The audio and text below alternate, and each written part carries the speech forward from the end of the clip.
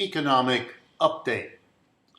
I wanted to talk briefly with you about the remarkable mass protests in Chile, in Lebanon, and indeed in a growing list of places around the world.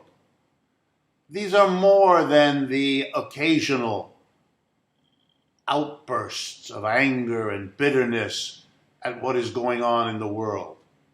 They're more not only because they involve significantly larger numbers of people, which they do. In the case of Chile, 1 million people came out a week or two ago, and that's 5% of the country's population.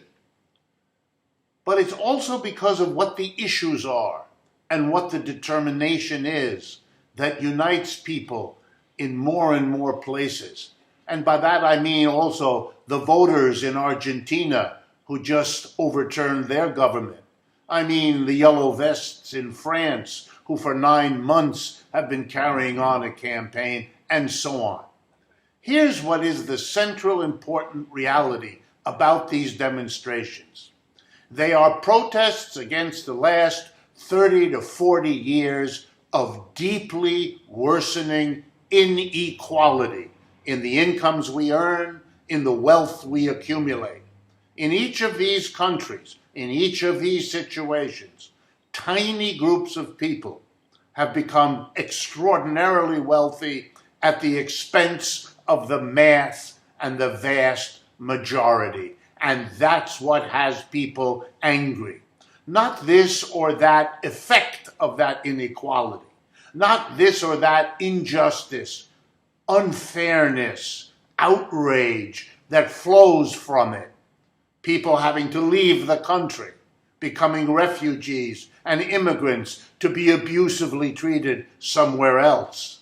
People lacking the basic access to housing, transportation, education, medical care that we can now produce for everybody, but fail to do so because a tiny group of people capture the bulk of the wealth and deny it to the rest of us.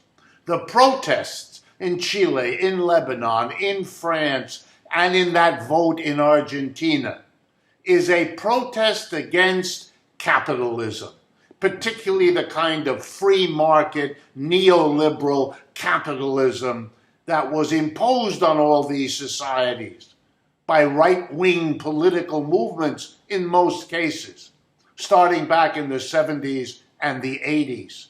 They all came in promising to deal with the poverty. They failed. Promising to deal with insecurity. They failed. They made the problems worse. So the protests now prove it, and the protests now won't allow it. But here's the big question, remains unanswered. Will they once again protest only the symptom, inequality, the symptom, injustice?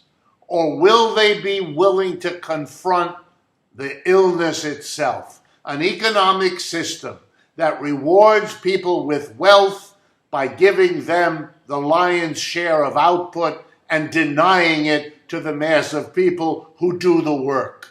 Capitalism has outlived its historical usefulness. It is the problem for most of us, and that's the question that has to be faced and dealt with if this momentous period of protest is to go further than what protests in the past did and really go to the root of the problem. Thank you again to our Patreon community for the support that makes this work possible.